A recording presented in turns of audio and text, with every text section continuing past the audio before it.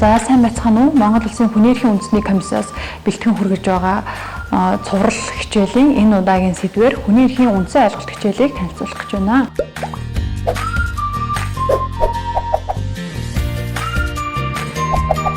Энэ сэдвийн хүрээнд бид өнөөдөр дараах агуулгуудыг бол та бүхэнд хүргэх гэж байна. Тэгэхээр хүний эрхийн үүсэл хөгжил, хүний эрх түүний төрөл хэлбэрүүд, за мөн хүний эрхийн суурь зарчмууд болон хүний эрхийн хязгаарлалтын талаар бүгдээрээ өнөөдрийн сэдвээр ярилцах болно. Тэгэхээр хүний эрхийн үүсэл хөгжлийг авч үзэхийн тулд ерөнхийдөө хүний эрхийг судалж байгаа судлаачид эрдэмтдийн гаргаж тавьсан олон бүтээл судалгаануудаас дүгнэн харахад бол ерөнхийдөө хүний эрх бол өөрөө 3 үе шатыг дамжин үүсэн хөгжижээ гэж авч үздэг байгаа. Тэгэхээр түүний нэгдүгээрх нь бол энэ утоп шинжтэй буюу мөрөөдлийн үе гэж нэрлэдэг. Яагаад энэ үеийг ингэж нэрлэдэг вэ гэхээр тухайн үед бол хүмүүс эрх мэдлийн ялгаатай байдал арилна, хүмүүс ижил тэгш эрхтэй амьдардаг болно. Ямарваа нэгэн ялгарлан гадуурхалтгүйгээр бүх хүн эрх тэгш хүний үн цэнээ хүлээн зөвшөөрүүлж амьдрнаа гэдгийг бол хүсэн мөрөөдөж исэн үе гэж тодорхойлдог. Тэгэхээр энэ үед бол ямар нэгэн байдлаар хүний эрхийг албан ёсоор баталгаажуулсан ийм баримт бичгүүд бол хараахан гараагүй байсан ийм үе байдгаа гэж үздэг. Гэхдээ хүн төрөлхтний хувьд бол хүний эрх чөлөө тэгш байдал бол зайлшгүй шаардлагатай гэдгийг бол нэгэнтээ ойлгож эхэлжсэн үеуд гэж тооцдог. За дараагийн үеийг бол энд харагдаж байгаачлан сонгодог утгаараа хөгжсөн үе гэж нэрлэдэг. Тэгэхээр сонгодог утгаараа хөгжсөн үед бол ерөнхийдөө яг хүний эрх чөлөөг баталгаажуулсан Европын улс орнуудын тэр хууль тогтоомжууд, үндсэн хуулиудыг бол бид нэрлэж болно. Тэгэхээр анх удаа улс орнууд үндсэн хуулиараа хүний эрх чөлөөг баталгаажуулсан маш том баримт бичгүүдийг бол гаргаж ирсэн. Тэдний жишээг дурдах юм бол Магна Харта, Францын хүний эрхийн тунхаг, Америк нэгдсэн улсын үндсэн хууль зэргийг бол нэрлэдэг байгаа. За 3 дахь үе шат буюу хүний эрхийн хөгжилд маш том ахиц дэвшлиг авчирсан нэг үе шатыг бол энэ дэлхийн нийтээрээ хүлээн зөвшөөрсөн үе буюу дэлхийн 2 дугаар дайнаас хойших үеийг энд бол хамааруулан авч үздэг. Яагаад гэвэл дэлхийн 2 дугаар дайны дараа 1945 онд нэгдсэн үндэстний байгууллага байгуулагдсанаар дэлхийн нийтийн хэмжээнд хүний эрх бол түгээмэл бөгөөд салшгүй гэдгийг хүлээн зөвшөөрч түүнийг олон улсын гэрээ конвенцуудаар баталгаажуулж эхэлсэн байдаг. Тэгэхээр эдгээр үе шатууд нь бол өдгөө хүний эрхийн үүсэл хөгжлийн бол ихээхэн чухал үе шатуудад тооцогдсон явдаг байна. Ерөнхийдөө эрх зүйн их сурвалжийн хувьд авч үзэх юм бол хүний эрхийн үүслийг тодорхойлж гаргаж ирсэн хамгийн эртний их сурвалжийг, бичмэл их сурвалжийг бол Сайрусын Бортог гэж нэрлэдэг. Тэгэхээр энэ өөрөө ямар учиртай энэ их сурвалж үг гэхээр эртний Персийн хааны үед буюу манай эртний өмнөх 539 онд бий болсон байна гэж бол түүхчдийн судалгаагаар тогтоогддог. Энэхүү цилиндр хэлбэртэй бортгон дээр бичиж тэмдэглэн үлдээсэн Сайрус хааны энэ зарлиг тунхаг бичиг бол тухайн үедээ хүний эрхийн үзэл санааг бол маш сонгодог хэлбэрээр нь гаргаж ирж тавьж зарлан тунхаглаж байсан ийм эртний бичвэр баримт их сурвалж байна гэж тооцогддог байгаа. Тэгэхээр энэ Сайрусын бортгох дээр юу гэж тодорхойлж хүний эрхийг заасан байдаг гэхээр Сайрус хаан тухайн үед эзлэн авч ирсэн газар нутгуудаа бүх хүмүүс бол өөрийн шашнаа сонгох хэрэгтэй. Боолуудыг бол чөлөөлөх ёстой. За мөн арьс өнгөөр ялгуурлалгүй хандах ёстой гэсэн ийм зарчмуудыг бол зарлан тунхаглаж дагаж мөрдүүлдэг байсан. Тэгэхээр хожим эдгээр хүний эрхийн зарчим бол нэгдсэн үндэсний байгууллагын 6 хэлнээ орчуулагдан гарч хүний эрхийн түгээмэл тунхаглал хэмээх баримт бичгийн эхний 4 бүлэгт тусгалаа олсон байдгаараа ихээхэн ач холбогдолтой түүхэн баримт бичиг болдог байна. За түүнээс хойш бол миний өмнө дурдсан Магна Харта 1215 оны баримт бичиг байгаа. За 1787 оны Америк нэгдсэн улсын үндсэн хууль, за 1789 оны Францын хүний ба иргэний эрхийн тунхаг, за 1791 оны Америк нэгдсэн улсын эрхийн тухай биел зэрэг баримт бичиг бичгүүдэд бол хүний эрхийн талаарх эдгээр үзэл санааг маш одоо чухал түвшинд гаргаж ирж тавьж баталгаажуулж исэн ийм ололт амжилттай одоо түүхэн баримт бичиг он жилүүд болж өнгөржээ гэж хүний эрхийн түүхийг бол авч үздэг байгаа. За энэ цагаас хойш бол ерөнхийдөө хүний эрх бол өөрөө сонгодог утгаараа тодорхойлогдож ингэж эхэлсэн. Ингээд дэлхийн нийтээрээ түүнийг нь бол хүлээн зөвшөөрч ирсэн. Тэгэхээр чухамдаа тэгвэл хүний эрх гэж юу юм бэ гэд өнөөдрийн бидний мэддэг тийм ээ тодорхойлдог. Энэ тодорхойлтыг нь аваад үзэх юм бол түүхэн их сурвалжийн баримт бичгүүдээс үзсэн ч за одоо бидний сайтар мэдэх олон улсын гэрээ нэгдсэн үндэсний байгууллагаас батлан гаргаж байгаа баримт бичгүүдэд дурдсан тэр үзэл санаануудыг авч үзэх юм бол хүний эрх гэдэг бол хүний зэрэгтэй үн цэнтэй амьдрахад шаардагдж байгаа тэр хамгийн наад захын баталгаа юм байна. Тэгэхээр эдгээр баталгааг эрх зүйн хэм хэмжээгээр одоо дурдж хамгаалж өгдөг юм байна гэсэн ийм тодорхойлтыг бол хүний эрх гэсэн агуулгын хүрээнд гаргаж ирж болж байна гэж үзэж байгаа юм. Тэгэхээр энэ дээр хүний эрхийг тодорхойлж байгаа үндсэндээ хоёр ийм гол санаа байгааг бол та бүхэн анзаарч байгаа. Тэгэхээр нэгдүгээрт хүний зэрэг гэдэг ойлголт яригдж байна. Хүний үн цэний асуудал яригдж байна. Тэ дараа нь тэгэхээр хүний зэрэгтэй амьдран хүн үн цэнтэй амьдран гэдэг нь өөрөө чухамхүү юу юм бэ? Энэ баталгаагаар л бид нар хангагдаж чадах юм бол цаашд бидний одоо бүхий л сайн сайхан байдал хангагдах ёстой юм байна гэдэг энэ санааг бол бидний тодорхойлолтоос бол харж болохоор байна.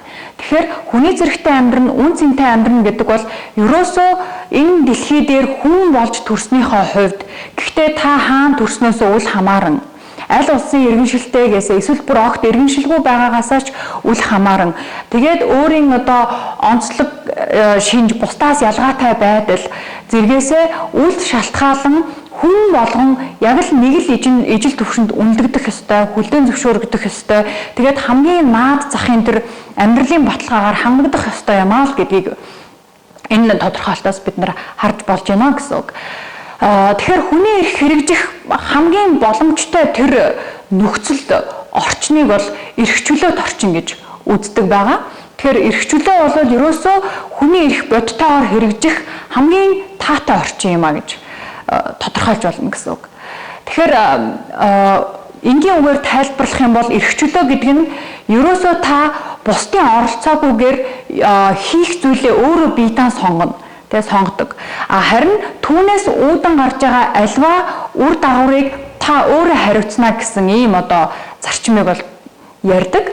Тэгэхээр эрхчлөөт иргэн болсныхоо хувьд та тодорхой эрх үүргүүдийг хэрэгжүүлнэ гэсэн санааг бол энэ дээрээс харж болж байгаа.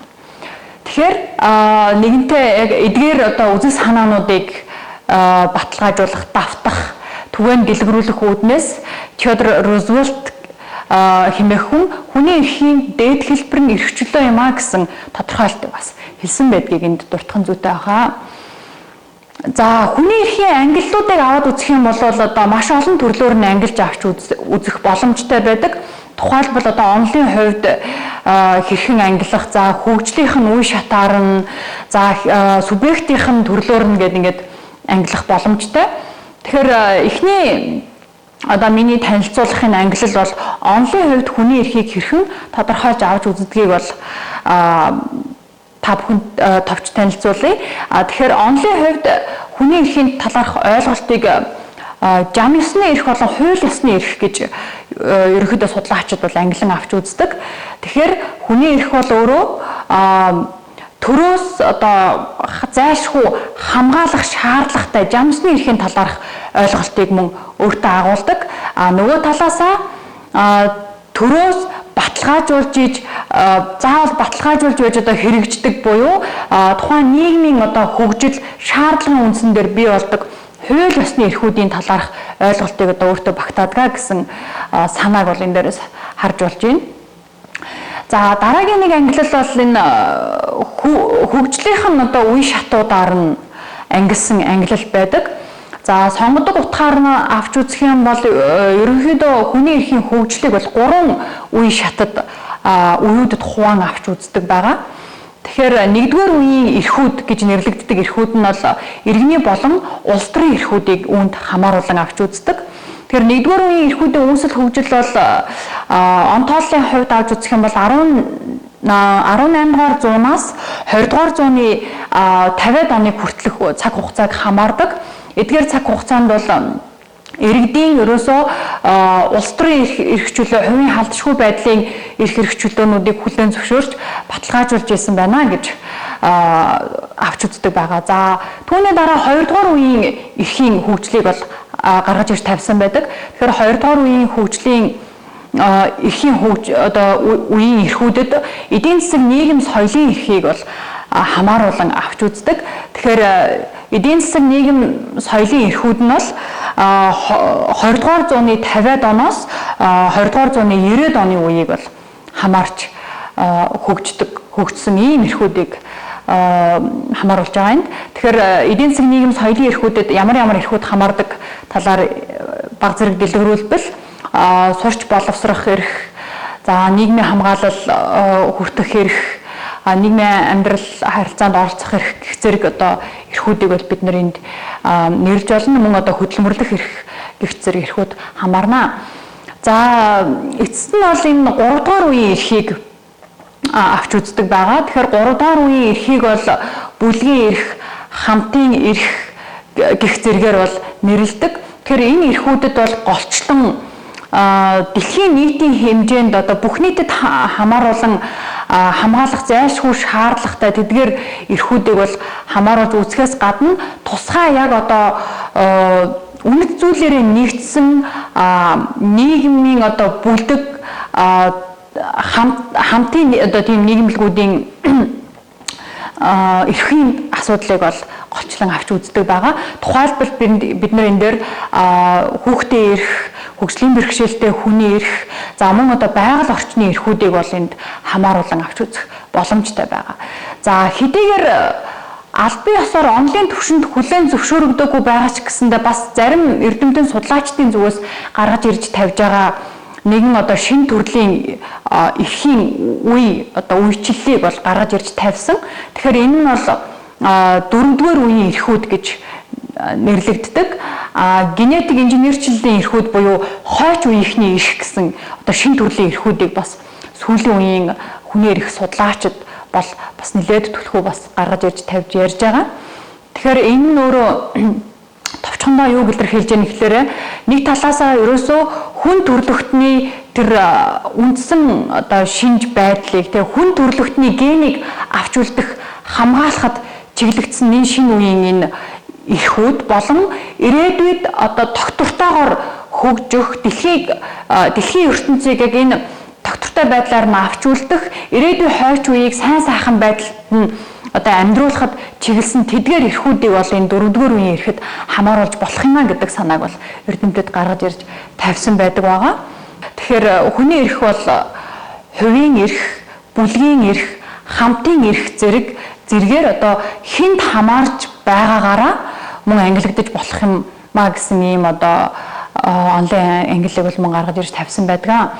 За мөн хүний эрхийг төрлөөр нь ангилан үзэх бас боломжтой. Тухайлбал соёлын эрх, иргэний эрх, улс төрийн эрх, эдийн засгийн эрх, нийгмийн эрх зэргээр тухайн эрхүүдийг аль төрөлд хамаарч байгаагаар нь хүний эрхийг мөн ангилан үзэх боломжтой байх нэ.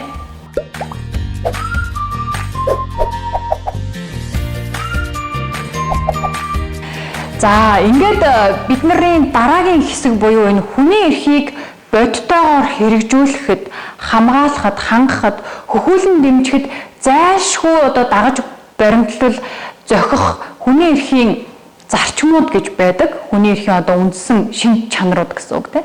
Тэгэхээр эдгээрийг бол дараагийн хэсэгтээ би танилцуулах болно. Тэгэхээр үндсэндээ хүний эрхийн үндсэн суурь 6 зарчмыг бол гаргаж ирж тавьдаг. Түүний нэг дахь зарчим нь бол хүний эрх түгээмэл бөгөөд салшгүй юм а гэсэн энэ зарчим байж байгаа. Тэгэхээр хүний эрх түгээмэл бөгөөд салшгүй гэдэг нь юу хэлж байгаа вэ гэхээр та дэлхийн хаана амьдарч байгаагаасаа үл хамааран та мөн хаана төрснөөсөө үл хамааран та хэн гэдгээсээ үл хамааран хүний бүхий л эрхийг одоо баталгаатай эзлэх ёстой юм аа. Хүн болж төрснийхөө хувьд хүн болгонд ижил тэгш заяагдсан эрх чөлөөгөөр баталгаатай хангадах ёстой. Тэр эрх чөлөө зөрчигдсөн тохиолдолд түүнийг хууль шүүхийн өмнө одоо ямар нэгэн ялгуургүйгээр тэгш одоо зарчмын үндсэн дээр сэргээн эдлэх боломжтой байх ёстой гэсэн санаа энд явж байгаа. Тэгэхээр та Монгол улсын иргэн байна уу? Тэр бүхэл одоо Антарктикт байна уу? Тэгээ өмнөд хойд туйлд байна уу? Америкийн нэгдсэн улсад байгаа юу? Эсвэл одоо Монгол улсын хязгаар одоо алсдагдсан бүс нутгийн одоо алсдагдсан нэг сум багт байгаа эсвэл Улаанбаатар хотын төвд амьдарч байгаа гэдгээсээ шалтгаалan та ямар нэгэн байдлаар энэ эрхүүдийг илүү болон одоо дутуу байдлаар эдэлж байгаа эрхийн хэрэгжилтэнд ялгаатай байгаа танд хүрж байгаа эрүүл мэнд боловсрол зэрэг энэ төрийн үйлчилгээ ялгаатай хүрж байгаагаас үүдэлтэйгээр таны үндсэн эрх хэрэгчлөө жамсны эрхүүд болон хууль ёсны эрхүүд одоо баталгаатай хэрэгжиж чадахгүй байвал саяын энэ миний одоо дурдсан хүний эрх түгээмэл бөгөөд салшгүй гэсэн зарчим хангагдахгүй байгаагийн илрэл юм а гэж ойлгож болно. Тэгэхээр эрхийг бол ерөөсөө хүнээс салгаж ойлгох ямар ч боломжгүй. Та хүн болж төрснөөр эрх тантай хамт төрж идэг. Тэгээд хүнийг насаа эцэслэхэд тэдгээр эрх бол одоо хамт дуусхур болж идэг. Ийм салшгүй чанартай юм а гэдгийг эндээс харж болно гэсэн үг. За дараагийн хоёр дахь зарчим бол хүний эрх хуваагдшгүй гэдэг зарчим байгаа. Тэгэхээр уг зарчмын гол санаа бол ерөөсөө хүний эрхийг чухал эрх болон чухал биш эрх гэж одоо ялгаж салган хувааж ойлгох ямар нэгэн боломжгүй.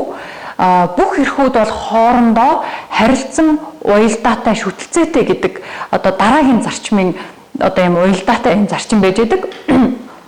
Тэгэхээр магадгүй зарим хүмүүс бодохдоо миний хувьд бол одоо амьд явах эрх ч гэдэг юм уу, эрүүл аюулгүй орчинд амьдрах эрх бол хамгийн чухал эрхээ. Хөдөлмөрлөх эрх, эсвэл одоо сонгогдох эрх бол миний хувьд төдийлөн чухал биш эрх. Тийм учраас магадгүй энэ эрхийг хэрэгжүүлэхгүй байлаа гэд миний амьдралд ямар нэгэн одоо сөрөг нөлөөлөл гарахгүй ч гэдэг юм уу те. Үүнийг заавал баталгаажуулах шаардлагагүй гэж үздэг хүн байхаг бол үүсгэхгүй. Гэтэл яг одоо энэ хуваагдшгүй зарчмын үүднээс авч үзэх юм бол хэрвээ таны нэг эрх чөлөө зөрчигдөж байхад эсвэл өөр хэн нэгний эрх чөлөө зөрчигдөж байхад түүнийг бид нар анзаарахгүй эсвэл тоомж руу хандах тэр эрхийн зөрчлийг арилгах тал дээр ямарваа нэгэн байдлаар одоо хууль ёсны одоо бодиттой тэр арга хэмжээг аваагүйгээс болоод одоо дараагийн таны одоо тэр өөрийн чухал гэж бодож байгаа эрх чөлөө зөрчигдөх үндэс суурь бас тэнд бий болж идэгоо гэсэн санаа энд явж идэг.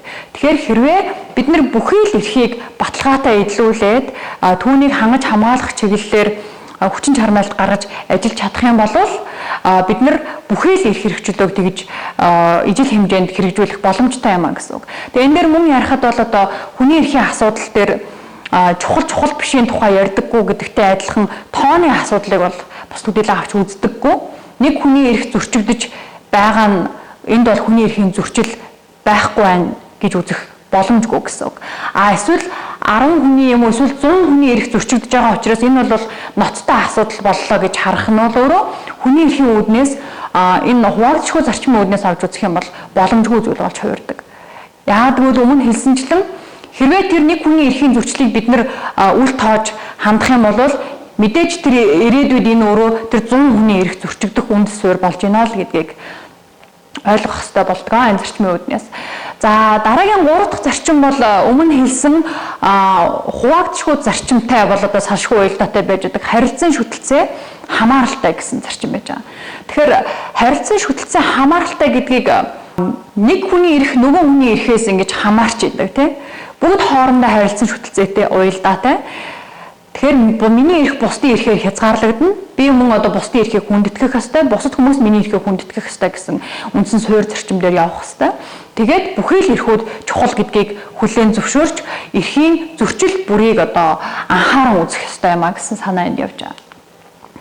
За дөрөв дэх зарчим бол тэгш бөгөөд ялгуурлан гадуурхахгүй байх зарчмыг энэ дээрээс бид нар харж болно. Тэгэхээр энэ зургийг харуул илүү ойлгомжтой харагдаж байгаа тийм ээ. Тэгэхээр магадгүй зарим үед бид нар чи хүүхэд учраас эсвэл чи өндөр настай учраас ч гэдэг юм уу те эсвэл одоо нөгөө өөрийн төрсөн үндэс угсаа нийгмийн гарал байдал хөрөнгө чинээ эрхэлсэн ажил мэрэгжил боловсрол гэх зэрэг маш олон одоо нийгмийн ялгаатай байдлаасаа болоод эрхүүдийг төдийлөн ижил хэмжээнд эдэлж чадахгүй байх, хамгаалуулж чадахгүй байх ийм нөхцөл байдлууд бол бий болдог. Тэгэхээр өнөөдөр дэлхийд дахин байгаа бүхий л ялгуурлан гадуурхалт тэгш бус байдлын үндэс суурь нь бол ерөөсөө ялгаатай байдал гэж үздэг байгаа. Тэгэхээр хүн болгон хоорондоо ялгаатай. Түрүүн хэлсэн тодорхой нийгмийн статусаараа тий за эсвэл төрсөн байдлаараа гэх зэргээр бол ялгаатай байж идэг.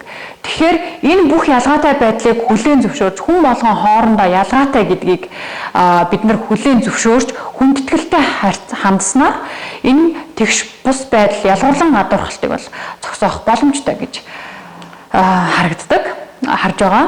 За 5 дахь зарчим бол оролцоог хангах зарчим байна. Яагаад хүний эрхийг бодитойгоор хэрэгжүүлэхэд үүн дахиц дэвшил гаргахад оролцоо чухал вэ гэж үзэхээр өмнө хэлсэнчлэн нийгмийн энэ олон ялгаатай бүлгүүдийн эрхийг хангаж бодитойгоор хэрэгжүүлэхэд тэр ялгаатай бүлэг бүрийн төлөөллийн яг бодит оролцоо бол хамгийн чухал юм а гэдгийг бол хүний эрхийн зарчмын үүднээс гаргаж ирж тавьдаг байгаа. Тэгэхээр хэрвээ бид нар одоо хөгжлийн бэрхшээлтэй хүний эрхийн асуудлыг эсвэл нэг шашны төлөөллийн асуудлыг өндөр настай хүмүүсийн асуудлыг хүүхдүүдийн асуудлыг шийдвэрлэх гэж байгаа. Тэдний эрхийг илүү одоо дэвшилт байдлаар хэрэгжүүлэх гэж байгаа бол яг тэр бүлгийн дуу хоолойг сонсохгүйгээр оролцоог хангахгүйгээр хизээж тэдгээр хүмүүсийн эрх хэрэгчлөөг бол бүрэн дүүрэн хэрэгжүүлж чадахгүй юм аа. Магадгүй эмэгтэйчүүдийн эрхийн асуудлыг ярихдаа дандаа эрэгтэй хүмүүс ч юм уу эсвэл өөр хүйсийн хүмүүс сууж байгаад одоо тухайн асуудлыг ярьж гаргасан шийдвэр бол хизээч эмэгтэй хүмүүс тухайн эмэгтэйчүүдийн асуудлыг бол бүрэн дүүрэн шийдэж чадахгүй гэсэн санааг энд бол гаргаж иж тавьсан байдаг. Ингээд эцэст нь танилцуулах 6 дахь зарчим бол хариуцлага ба одоо эрх зүй төсний зарчим байж байгаа. Тэгэхээр эрх ярьж байгаа тохиолдолд заавал үүрэг хариуцлагын асуудал бол давхар яригдах ёстой. Тэгэхээр хүний эрхийн үзэл санаа бол хүний эрх гэдэг бол өөрөө зөвхөн эрхийн талаарх ойлголт биш, эрх үүрэг хариуцлагын нийтлэл юм а гэдгийг бид нар байнга санах ёстой болдог. Тэгэхээр эрх үүрэг хариуцлагыг хэрэгжүүлэхийн тулд эрх эдлэгч гэж хэмбэ, үүрэг хүлээгч гэж хэмбэ гэдгийг бол мэдээж сайтар тодорхойлох ёстой.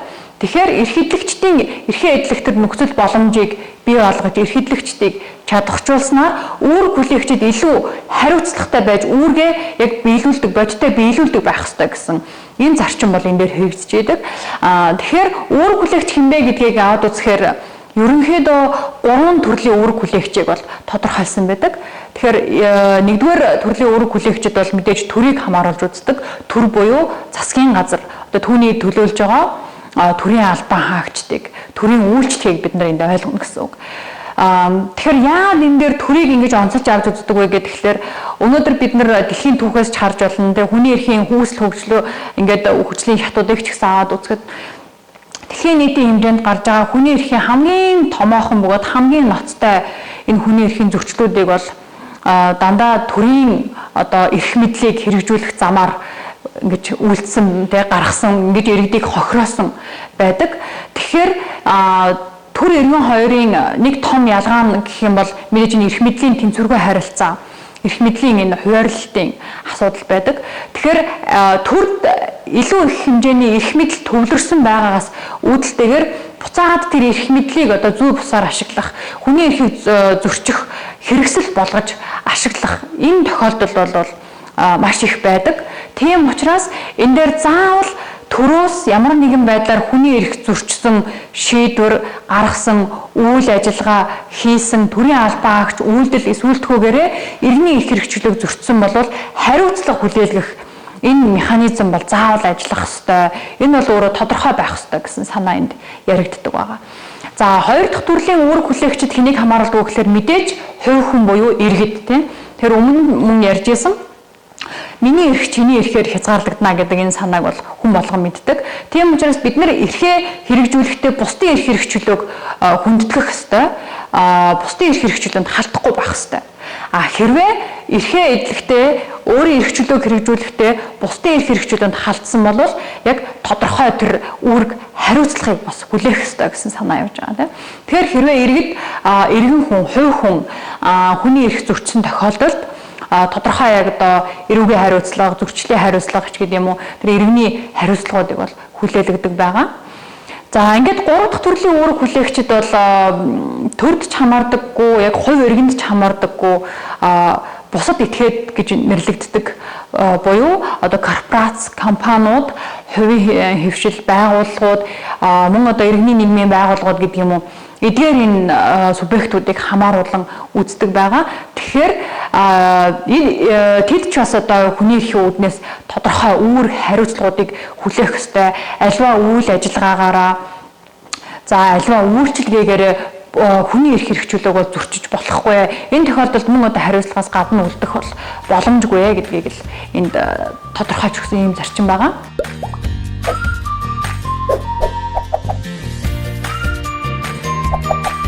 Ингээд бидний дараагийн хэсэг бол ерөнхийдөө хүний эрх гэдэг маань өөрөө тэгвэл ийм чухал зүйл бөгөөд те үүнийг заавал хэрэгжүүлэх шаардлагатай гэж үзэж байгаа юм бол тэгвэл яаж хүний эрхийг баталгаатай эдлүүлэх вэ гэдэг асуудал руу ордог. Тэгэхээр энийг дагаад хүний эрхийг ер нь баталгаажуулах шаардлагатай юу гэсэн асуудал гарч ирж байгаа. Тэгэхээр мэдээж хүний эрхийг бол баталгаажуулах шаардлагатай. Тэгэхээр бид нар энэ зурган дээрээс бол харж байна.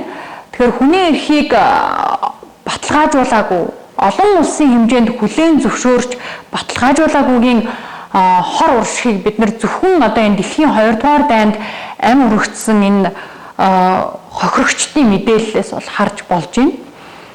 Тэгэхээр тухайлбал еврей хүн болж төрснийхөө төлөө тий эсвэл одоо бэлгийн цөөнх болж төрснийхөө төлөө эсвэл аль нэгэн шашныг төлөөлж байгаагийнхаа төлөө амь насаа тэр эрхэм одоо зүйл тэр эрхэм одоо хүн гэдгээ хүлээн зөвшөөрүүлж байгаа эрхэм чанарыг өгөөсгүүлж байгаа энэ одоо гашуунд түүх дурсгалыг бол бид нар мэднэ.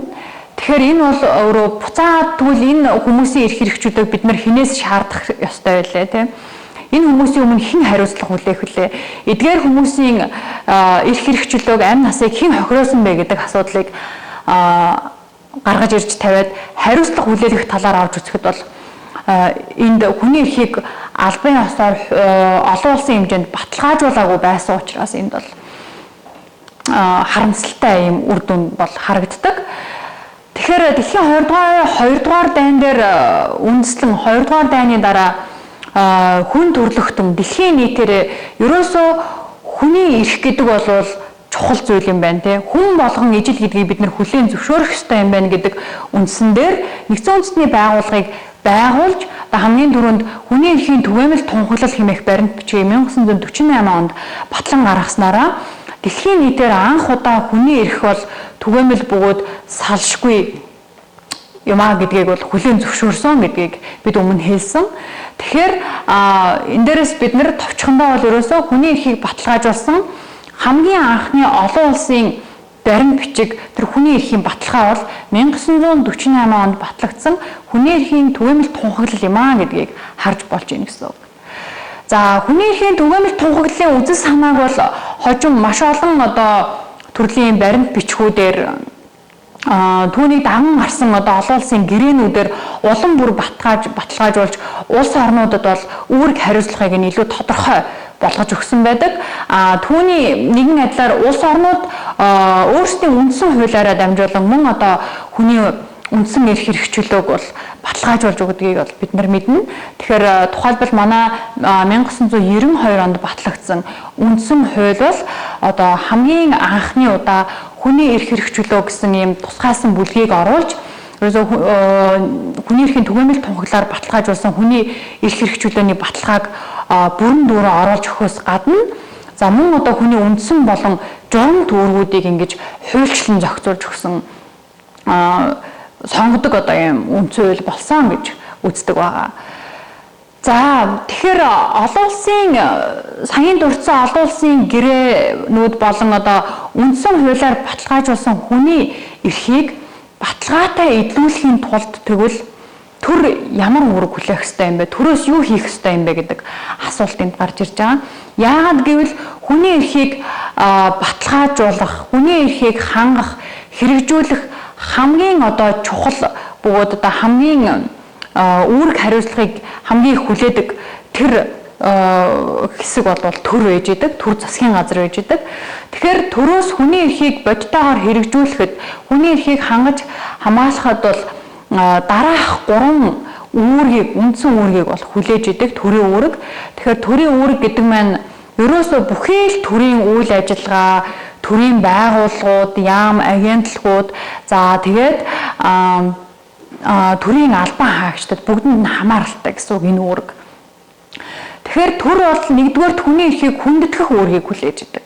Тэгэхээр хүний эрхийг хүндэтгэх гэдэг нь өөрөө юуг хэлж ийн гэхээр төрийн байгууллага албан тушаалтны зүгээс өөрсдөө хүний эрхийг зөрчиж байгаа ямарваа нэгэн одоо тэр үйлдэл тэр шийдвэрүүд гаргахаас татгалзах ёстой гэж үздэг. Энээс зайлсхийх ёстой гэж үздэг. Тэгэхээр төр өөрөө хүний эрх зөрчиж болохгүй л гэсэн үг. Хүний эрхийг зөрчсөн хууль тогтоомжуудыг, бодлогуудыг батлан хэрэгжүүлж болохгүй, ийм үйл ажиллагааг явуулж болохгүй гэсэн үг тийм. За дараагийн нэг үүрэг бол хүний эрхийг хамгаалах үүрэг байж байгаа. Тэгэхээр хүний эрхийг хамгаална гэдэг нь өөрөө юу гэсэн үг вэ гэхээр хэрвээ иргэн ямар нэгэн байдлаар эрх хэрэгчлөө зөрчигдсөн гэж үзэж байгаа тохиолдолд түүнийг нь сэргээн эдлүүлэх, хамгаалах төрийн энэ механизм ажиллах ёстой гэсэн үг. Төр иргэн бүрийнхээ эрхийг одоо хамгаалах ёстой гэсэн санаа энд бол явж байна. За дараагийн нэг үүрэг нь бол хүний эрхийг хангах энэ чиг үүрэг байж байгаа. Тэгэхээр хүний эрхийг хангах чиг үүргийн хүрээнд юу ярьдгүү гэхээр ерөөсөө төрөөс хүн бүрийг одоо бодитойгоор тэр эрх хэрэгчлөөгөө эдлэхт нь, хэрэгжүүлэхт нь чиглэсэн тэрийг тодорхой арга хэмжээнүүдийг авч хэрэгжүүлэх ёстой гэсэн санаа явж байгаа. Тухайлбал төрөөс хууль тогтоомжийг батлах замаар эрхийг бол хангадаг. За мөн одоо тодорхой нийгмийн дэвшилтэд техник, технологи, за мөн одоо шинэлэг энэ арга барилуудыг өөрийн үйл ажиллагаанд нэвтрүүлснээр иргэдийн эрхийг илүү бодиттой, илүү одоо хялбар энэ замаар хэрэгжүүлэх, хангах тэр нөхцөл суурийг төрийн зүгээс өөрийн хүлээсэн чиг үүргийн хүрээнд хэрэгжүүлж байна гэж үздэг байна. За тэгэхээр төр саяын дурдсан 3 үүргээ үнэхээр бодитойгоор хэрэгжүүлж чадаж байгаа эсхийг бол иргэд энд хянах боломжтой. Тэгэхээр иргэд төрийн үүргийг хэрхэн хэрэгжиж байгааг хянахын тулд мэдээж төрийн үйлчилгээ хэрхэн хүрж байгаагаас бол энэ хамгийн түрүүнд бол харах боломжтой гэсэн үг. За тухайлбал одоо төрийн үйлчилгээ өөрөө тэгвэл ямар байх ёстой вэ гэдэг энэ шалгуурыг бол иргэд одоо өдөр тутмынхаа одоо тэр төрөөс авж байгаа үйл ажиллагаа үйлчилгээнд дээр бол байнгын одоо тавьж харж хянж чаддаг болоод тэгээд түүнийг бол хэрэгжилтийг нь шаарддаг байх юм бол төрийн үүргээ бас биелүүлэх тэр бололцоо боломж бол илүү их нэмэгдэнэ гэсэн үг. Тэгэхээр төрийн үйлчилгээ ямар байх ёстой вэ гэдэг дээр бас тодорхой хэдэн одоо шалгуурууд байдаг. Түүний нэгдэх нь бол төрийн үйлчилгээ бодиттой байх ёстой гэсэн энэ шалгуур байж байгаа. Тэгэхээр төрийн үйлчилгээ бодиттой байна гэдэгт бол чухам юуг хамааруулж үздэг вэ гэхээр за тухайлбал одоо төрөөс иргэдийн эрүүл мэндийг одоо хамгаалахад тийм эрүүл мэндийг хамгаалуулах эрхийн хэрэгжилтийг хангахад чиглэсэн эрүүл мэндийн үйлчилгээг одоо бий болгосон байдаг. Тэгэхээр тухайн эрүүл мэндийн үйлчилгээг хүргэхэд одоо зориулагдсан тусгай эмнэлгийн байгууллагууд, за тусгай мэргэжил бүхий төрийн албан хаагчид, за тэдний цалин нийгмийн хангамжийн баталгаа, за тэгээд шаардлагатай орчин үеийн одоо хэрэгцээ шаардлагад нийцсэн тэр эрүүл мэндийн тоног төхөөрөмжүүд зэргийг одоо шийдвэрлэж төрөөс иргэдэд чиглэсэн эрүүл мэндийн үйлчилгээнд нэвтрүүлж байгаа нь өөрөө төрийн үйлчилгээ бодиттой байх ёстой гэсэн шалгуурын үндсэн дээр хэрэгжиж байна гэж ойлгож байна. Гэхдээ хичнээн одоо эрүүл мэндийн байгууллагын байран байна, эмчин байна, тоног төхөөрөмж нь байна гэдгээр л зөвхөн одоо бодиттой гэдгийн шалгуур хэрэгжиж байна гэж үзэхгүй гэдгийг бас бид нэр анхаарах ёстой. Тэдгээр барилга байгууламж нь тэдгээр үйлчилгээг хүргэж байгаа мэрэгжилтнүүд нь за тэдгээр тоног төхөөрөмж энэ тариа одоо бараа бүтээгдэхүүнүүд нь яг таны тэр эрхийг бүрэн дүүрэн эдлүүлэхэд хэрэгжүүлэхэд шаардлага хангаж байгаа юу гэдгийг бол сайтар харах ёстой гэсэн санаа энд бол явж байгаа. За дараагийн төрийн үйлчилгээнд тавигдж байгаа нэг шаардлага бол төрийн үйлчилгээ хүртээмжтэй байх ёстой гэсэн шаардлага байгаа. Тэгэхээр төрийн үйлчилгээ яагаад хүртээмжтэй байх ёстой юм бэ гэдэг. Тэгэхээр мэдээж төрийн одоо үйлчилгээ авж байгаа иргэд гэдэг бол түрүү хэлсэнчлэн бүгд одоо хоорондоо ялгаатай. Тэгээд нөгөө ялгаатай байдал дээр үндэслэн ялгаатай хэрэгцээтэй ийм нийгмийн бүлгүүд хүмүүс иргэд одоо бие хүмүүс байж байгаа. Тэгэхээр тэр хүн нэг бүрийн бүрт хүрч чадах үйл тэр төрийн үйлчлэгээ хүргэх ёстой л гэсэн санаа энэ хүртээмжний цаана бол яригдчихэдэг. Тэгэхээр бид нар хүртээмжийн асуудлыг ярьж байгаа үед бол яг тодорхой хоёр хүртээмжийг бол зайлшгүй энд авч үзэх ёстой гэж үздэг. Түүний нэг нь бол орчны хүртээмжийн асуудал гэж байна. Тэгэхээр орчны хүртээмж гэдэгт юуг ойлгох вэ гэхээр та тухайн төрийн үйлчлэгийг авахын тулд тодорхой одоо орон зай орчны саад бэрхшээлүүдийг одоо туулж тэр төрийн үйлчлэгийг хүргэж байгаа газарт очдог. Эсвэл тэр тухайн төрийн үйлчлэгэнд бол хүрдэг байгаа. Тэгэхдээ та энэ хугацаанд аль болох одоо ямар нэгэн саад бэрхшээл тотгорд та учрахгүй тухайн төрийн үйлчлэгийг авах гэснийхаа төлөө ямар нэгэн ийм орчны бэрхшээлтэй тулгарахгүй байх хэрэгтэй юм а гэсэн санааг бол энэ дээрээс харж болж байгаа. Тухайлбал та эрүүл мэндийн үйлчилгээ авахаар эрүүл мэндийн байгууллага руу, эмнэлгийн байгууллага руу явахдаа өөрт одоо маш хол байдаг эрүүл мэндийн байгууллагыг заавал зорихгүйгээр өөртөө хамгийн ойрхон тэр төлөвлөгдсөн өрхийн эрүүл мэндийн төвөөс жишээлбэл эрүүл мэндийн үйлчилгээг авах хэрэгтэй гэсэн үг тийм. За тэгээд тэр эрүүл мэндийн байгууллага нь өөрөө орц гарцнаасаа эхлээд тухайн эрүүл мэндийн байгууллагт хүртэл тэр иргэний туулж очиж байгаа дэд бүтцээг оролцуулаад энэ бүхэн өөрөө иргэнд ямарваа нэгэн хүндрэл бэрхшээлийг учруулахгүй байх ёстой юм аа л гэсэн ийм энгийн санаа бол энэ хүртээмжийн цаана явж байгаа. Тэгэхээр магадгүй та өөрийнхөө үйлчлүүлдэг өрхийн эрүүл мэндийн төв, за сурдаг сургууль, эсвэл одоо хүүхдийнхаа цэцэрлэг гэдэг юм уу, эсвэл одоо өөрийн одоо хорооны цагдаагийн байр гэд эдгээр төрлийн үйлчилгээнүүдийн гих мэтчлэгээр эдгээр төрлийн үйлчилгээнүүдийн орчны хүртээмжийн асуудлыг та нэг эргээд хараарай. Тухайлбал таны үйлчлүүлдэг эрүүл мэндийн байгууллага, боловсролын байгууллагуудад орж байгаа тэр ороход туулж орж байгаа тэр налуу зам байна уугүй юу? Хэрвээ налуу зам байлаа гэхэд тэр налуу замыг хэрхэн одоо хийсэн байна? Тэгээ стандарт шаардлагад нийцсэн үү? Тэр налуу замаар за тэрэгцэртэй хүн эсвэл одоо тэрэг түрээд явж байгаа эцэг их ах эгчнэр за эсвэл одоо ямар нэгэн байдлаар хөлөө бэртэж гисэн ч гэдэм үү таягтай эсвэл зөвхөн өндөр настай гэдэм үү эдгээр хүмүүс ямар нэгэн одоо бусад хүний дэмжлэг туслалцаагүйгээр өөрөө бие даагаад тэр налуу замаар эсвэл тэр байгууллагын орц гарцаар ороод төрийн үйлчлэгээ авч чадж байгаа юу гэдгийг л бид нар энэ дээр харна гэсэн үг тийм. За дараагийн одоо орчны хүртээмжээр ярих хүртээмжтэй төрийн үйлчлэгээ хүртээмжтэй байх ёстой гэсэн энэ шалгуур шаардлага дээр яригдах нэг асуудал бол мэдээллийн хүртээмжийн асуудлыг бол бас зайлшгүй авч үзэх ёстой. Тэгэхээр яагаад мэдээлэл хүртээмжтэй байх ёстой вэ гэхээр төрийн үйлчлэгээг өнөөдөр иргэдэд чиглэсэн мэдээлэлгүйгээр бол хүргэх ямар ч боломжгүй.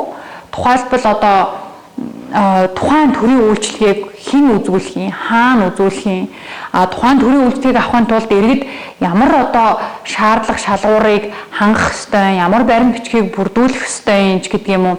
Эсвэл яг өөрт тохиолдож байгаа тухайн асуудлыг шийдвэрлэхийн тулд яг аль төрлийн байгууллага руу хандах ёстой юм бэ гэдэг эдгээр зүйлийг иргэдэд таниулсан, мэдээлсэн энэ мэдээллийг бол маш хүртээмжтэй байдлаар зохион байгуулах ёстой гэж үзэж байна. Тухайлбал та бүхний танай төрийн байгууллагаас гэдэг юм уу те таны ажилтдаг байгууллагаас иргэдэд чиглэсэн иргэдэд зориулж хүргэж байгаа тэр мэдээллийг зөвхөн одоо юу гэдгийг харааны хувьд, сонсголын хувьд гэдэг юм уу хэл ярианы хувьд ямар ч бэрхшээлгүй ийм хүмүүс хүлээж авахгүй. Энд бол маш олон төрлийн ялгаатай хэлний одоо хувьд хүртэл ялгаатай тийм ээ. Өөр хэлээр ярьдаг те төрлөх хэл нь бол өөр хэлтэй. За эсвэл одоо харааны хувьд, сонсголын хувьд ч гэдэг юм хэлээрээний хувьд ийм бэрхшээлтэй хүмүүс таны тэр мэдээллийг иргэд хүлээж авж байгаа. Түүний дагуу танай байгууллагаар үйлчлүүлж байгаа тэр төрийн үйлчлэгийг авж байгаа гэдгийг бол ямагт санах ёстой. Тэгэхээр тэдгээр хүмүүсийн ялгаатай хэрэгцээнд нийцсэн тэр мэдээллийг бол төрийн байгууллагаас өгөх ёстой гэсэн санаа энд явж байгаа. За тэгээд бүр хамгийн одоо энгийн жишээг ярих юм бол жишээлбэл байгууллагууд дээр байдаг бид нар мэдээллийн самбаруудыг харж болно. Тэгэхээр хуулийн одоо хуульд зааснаар бол байгууллагууд тэр мэдээллийн самбарыг бол тогтмол ажилуулах ёстой. Түүний мэдээллийг бол тодорхой хуулийн хугацаанд бол шинжилж гаргаж явах ёстой гэсэн ийм хуулийн шаардлагууд байдаг. Гэтэл дийлэнх тохиолдолд бол тухайн самбар дээр тавигдсан мэдээлэл нь өөрөө хит их хуучирсан эсвэл одоо орж ирж байгаа иргэнд төдийлөн одоо шаардлагагүй тухайн төрийн байгууллагын үйл ажиллагаатай холбоогүй зар сурталчилгааны материалууд ч гэдэг юм уу ийм одоо агуулгаасаа зөрүүтэй эсвэл хитрхи өндөрт байрлсан за дээрх мэдээллүүд нь хитрхи жижиг одоо ийм үсгийн хэмжээгээр бичигдсэн гэх зэргээр бол бидний өдөр тутамдаа анзаардаг энэ зөрчил дутагдлууд нь бол өөрөө цаашлаад хүний эрхийн томоохон зөрчлийн үндэс суурь болж идэг. Төрийн байгууллагаас төрийн үйлчлэгийг хүртээмжтэй хүргэх ёстой гэсэн стандарт шаардлага хангаагүйгийн илрэл болж идэг байна. За ингээд төрийн үйлчлэгээнд тавигдж байгаа дараагийн нэг үндсэн шаардлага бол төрийн үйлчлэгээ нийцтэй байх ёстой гэсэн шаардлага байгаа. Тэгэхээр төрийн үйлчлэгээ яаж нийцтэй байх ёстой юм бэ? Нийцтэй байна гэдэг нь өөрөө юу гэсэн үг вэ гэдэг асуулт гарч ирж байгаа гэсэн үг. Тэгэхээр энэ өөрөө товчхондоо ерөөсөө л тухайн иргэн, тухайн төрийн байгууллагаас ямар үйлчилгээ авахыг хүссэн, яг тэр үйлчилгээгээ л авах ёстой гэсэн санаа явж байгаа. За тухайлбал та ямар нэгэн одоо төрийн байгууллага дээр очиод зөвлөгөө авахар очисон гэж бодлоо гэхэд тухайн төрийн байгууллагын зөвлөгөө өгөх одоо чиг үүргийг хариуцж байгаа ажилтан байхгүйгийн улмаас танд тухайн төрийн үйлчлэгээ үзүүлж чадахгүй эсвэл одоо түүний оронд өөр ямар нэгэн одоо төрийн үйлчлэгийг санал болгох ч гэдэг юм уу. Энэ нь бол өөрөө нийцтэй биш ээ гэсэн санаа энд явж байгаа. Та яг ямар үйлчлэгээ авахыг хүсэн түүнийг авч чадахгүй байгаа гэсэн үг тийм ээ. Таны одоо хүсэлд одоо зоригтой нийцээгүй гэсэн ийм одоо ойлголтыг бол энэ дээрээс харж болно. За тэгээд тухайлбал энэ дээр маш одоо энгийн бид нар заримдаа анзаардаггүй юм шиг жишээг дурдж өгөх юм бол эрүүл мэндийн салбар дээр гардаг. За эмэгтэйчүүд бол жишээлбэл яг одоо өөрсдийн нөгөө төрсөн энэ биеийн онцлогтой холбоотойгоор яг тэр эмэгтэйчүүдэд зориулсан эрүүл мэндийн тусламж үйлчилгээ үйлчилгээг бол авах тэр талын мэдээлэл зөвлөгөө авах хэрэгцээ шаардлага бол маш өндөр байж байдаг. Гэтэл зарим тохиолдолд эмэгтэйчүүдийн тэр одоо кабинет нөхөн үржихийн кабинетийг ингээд зориод очиход бол эрэгтэй эмч байж идэг тохиолдлууд бол байгаа.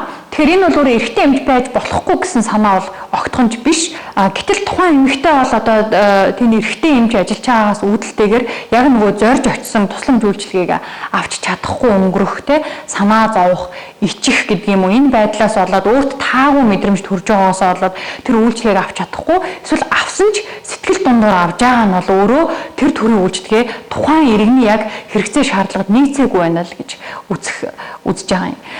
Тэгэхээр яг энэ дээр бол жишээлбэл ялангуяа энэ бол яг бодит байдал дээр бол эмчнэр өөрсдөө жишээлбэл хэлжсэн жишээ байдаг. Ялангуяа өсвөр насны охтуудын хувьд, залуу эмэгтэйчүүдийн хувьд яг эмэгтэйчүүдийн одоо тэр эмнэлгийг кабинетийг зориод очиход хэрвээ одоо өөрийнх нь насны залуухан эрэгтэй эмч байж байгаа тохиолдолд бол үйлчилгээгээ авахгүйгээр шууд буцаад явдаг гэсэн ийм хариултуудыг бол өгч байсан. Тэгэхээр иргэн тэндээс буцаж явах биш харин түүнд оронд нь санал болгох өөр түүний хүсэж байгаа тэр үйлчилгээг нь хүргэж чадах үйс эмэгтэй эмчигч гэдэг юм уу эсвэл өөрийнх нь одоо тэр ижил хүйсийн тэр мэрэгчлэлтнийг эмчийг бол бас энд хангаж өгөх ёстой юм аа л гэсэн санаа энд явж байгаа. Тийм. За тэгэхээр сүүлийн нэг төрийн үйлчлэгийн тавигдж байгаа нэг шалгуур бол энэ чанартай байх ёстой гэсэн шалгуурыг ярьж байгаа. Тэгэхээр төрийн үйлчлэгээ чанартай байна гэдэг маань өөрөө юу гэсэн үг гэхээр төрийн байгууллагаас тухайн төрийн үйлчилгээнээс иргэн сэтгэл ханамжтай гарахыг л бид нэр одоо товчхондоо ойлгож болж байна гэсэн үг тийм. Иргэн яг ямар асуудлаар тухайн төрийн байгууллагт хандсан юм? Тэр асуудлаа яг тэр хуулийнх нь хүрээ хэмжээ хязгаарын хүрээнд шийдвэрлүүлээд ингээд тодорхой хариугаа аваад тэгээд тухайн үйлчилгээг бол ингээд авсан байх ёстой гэсэн энэ одоо шаардлагыг бол тавьж байгаа. Тэгэхээр хэрвээ иргэн төрийн байгууллагаар үйлчлүүлснийхаа төлөө ямар нэгэн байдлаар хүн сурталт одоо тулгардаг, эсвэл одоо сэтгэл санаа, эд хөрөнгөөрөө хохирдог, цаг хугацаагаараа хохирдог ийм бол байж болохгүй юм аа. Хэрвээ ингэх юм бол төрийн үйлчилгээ нөгөө чанартай байх ёстой гэсэн шалгуурыг бол хангаж чадахгүй байна гэж бид нэр хэлж болно гэсэн үг. Тэгэхээр төр хүний эрхийг хангах, хамгаалах, хүндэтгэх чиг үүргээ үнэхээр бодиттой хэрэгжүүлж чадж байгаа юу үгүй юу гэдгийг бол бид нэр төрийн үйлчилгээнээс харах боломжтой болж байна гэсэн үг. Төрийн үйлчилгээнээс харахтаа саяын миний ярьсан үндсэн 4 шалгуур үзүүлэлтийг бол тавиад харахад бол болно гэж харагдчихэ.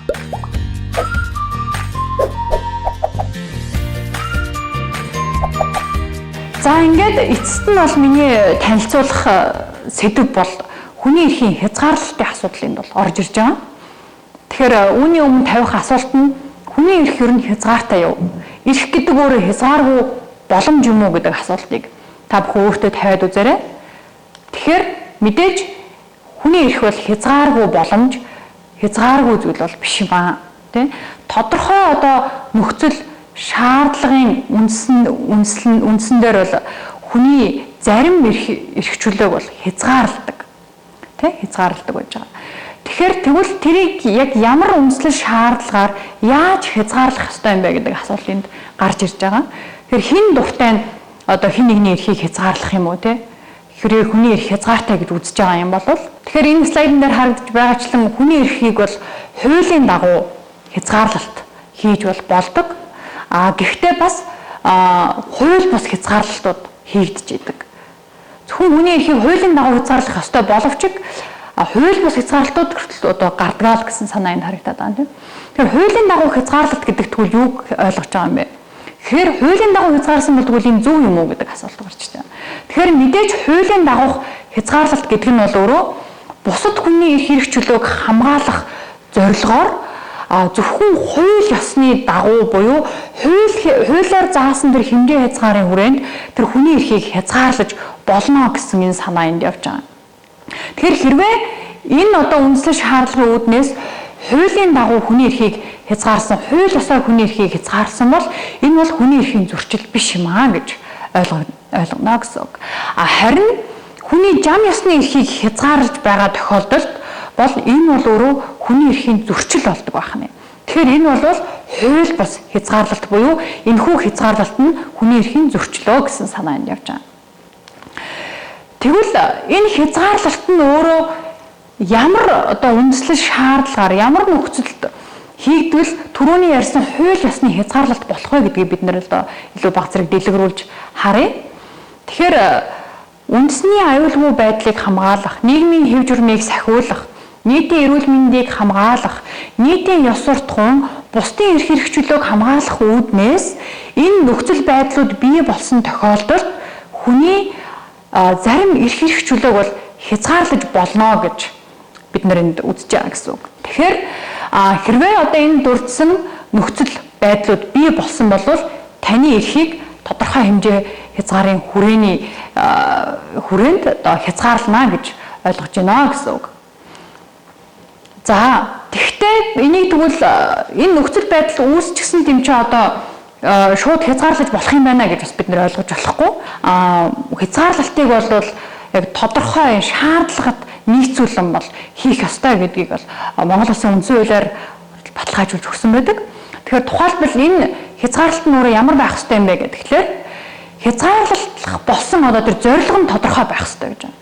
Тэгэхээр хязгаарлах болсон зорилго гэдэгт юуг одоо хамааруулж ойлгох уу гэхээр өмнө дурдсан яг ямар зорилготойгоор энэ хүний эрхийг хязгаарлаж байгаа вэ гэдгийг маш тодорхой энд одоо зааж өгөх ёстой гэсэн үг.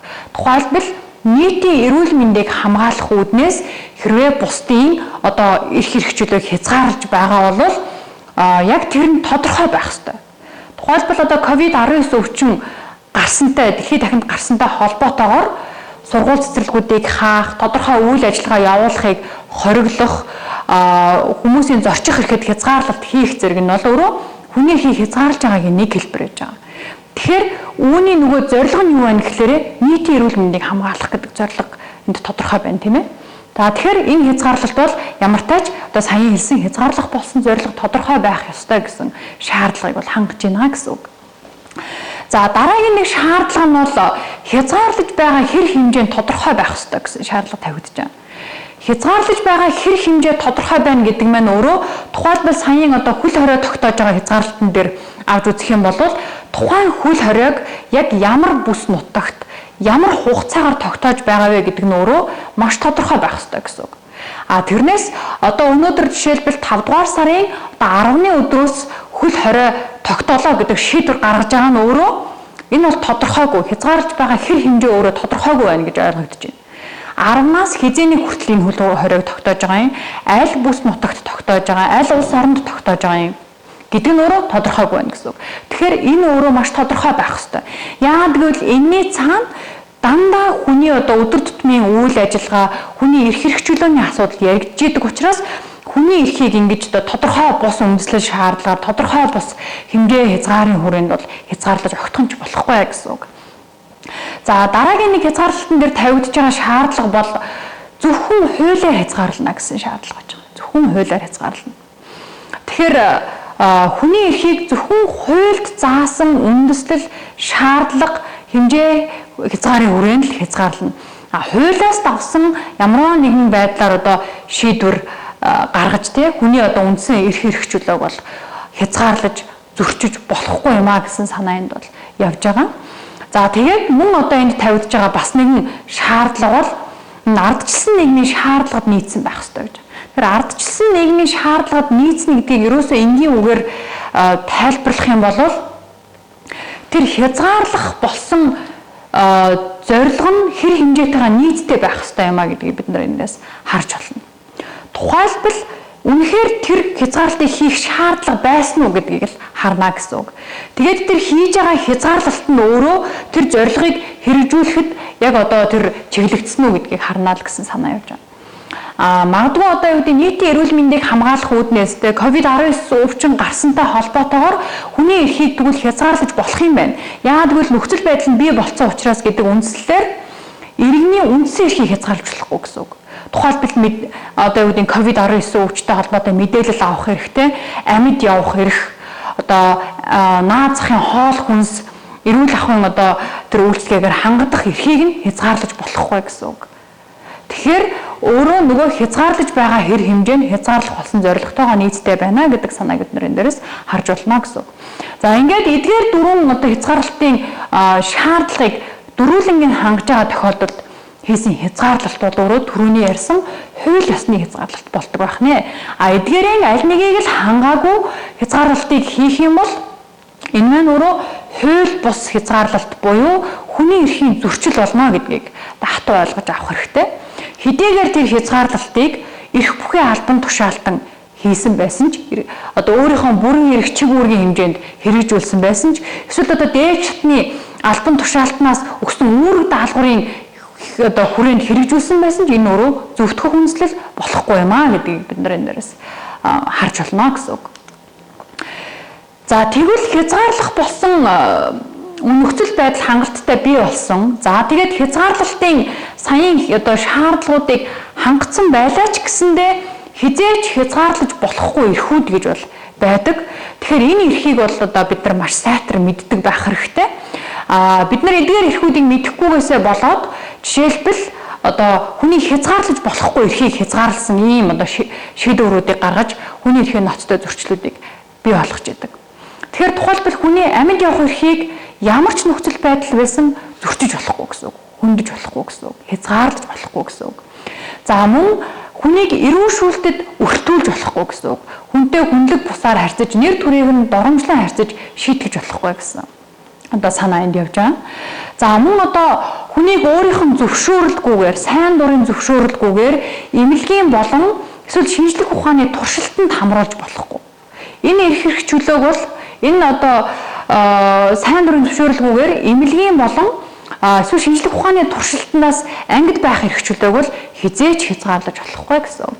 За мөн одоо боолчлол сайн дурын бус боолын байдлаас ангид байх эрхчлөлтөг хамааруулж үзнэ. За мөн хуулийн өмнө бүх хүн эрх зүй этгээдэ гэдгээ одоо хүлээн зөвшөөрүүлэх тэр эрхийг бол мөн одоо ямар ч нөхцөл байдалд бол хязгаарлаж болохгүй. Ингээд хүний үзэл бодол итгэл үнэмшилтэй байх, шашин шүтэх эрхчлөө бас одоо мөн хязгаарлаж болохгүй гэдгийг бол одоо сайтар ойлгож авах хэрэгтэй.